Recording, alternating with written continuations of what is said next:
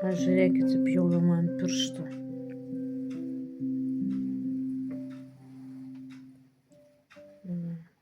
Tuoj palavysiu.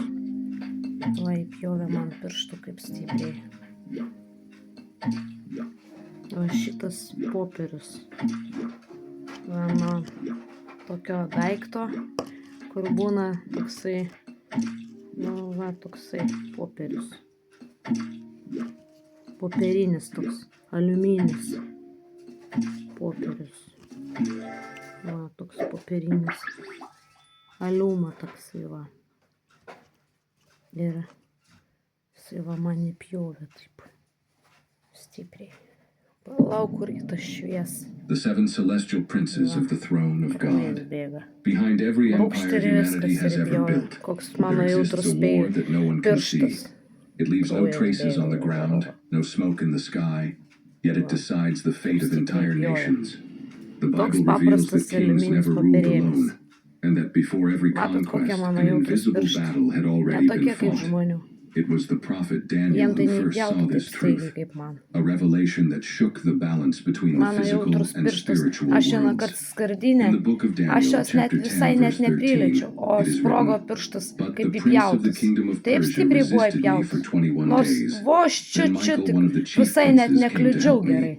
Those words were more than a prophetic vision. They were an unveiling. Daniel discovered that behind every earthly kingdom there were unseen forces controlling decisions, influencing kings, and altering the course of history. From that moment on, everything once known about power, politics, and human destiny became small.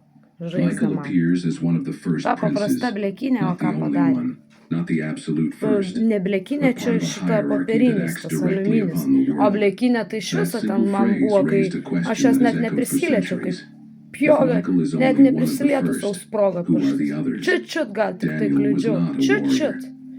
Net neprisilietus kitam tai da būtų paspaudus, tai ta blekinė nebūtų įpjovus, o man iškart sprogą pirštus. Perpjovė iškart staigiai.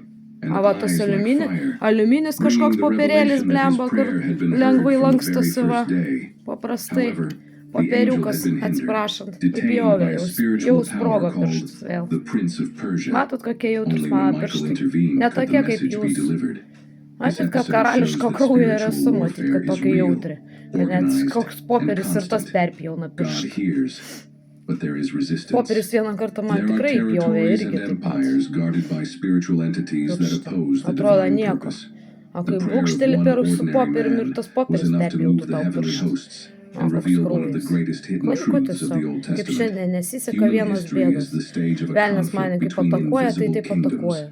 During the reign of the greatest empires, Babylon, Persia, Greece, and Rome, Daniel understood that the true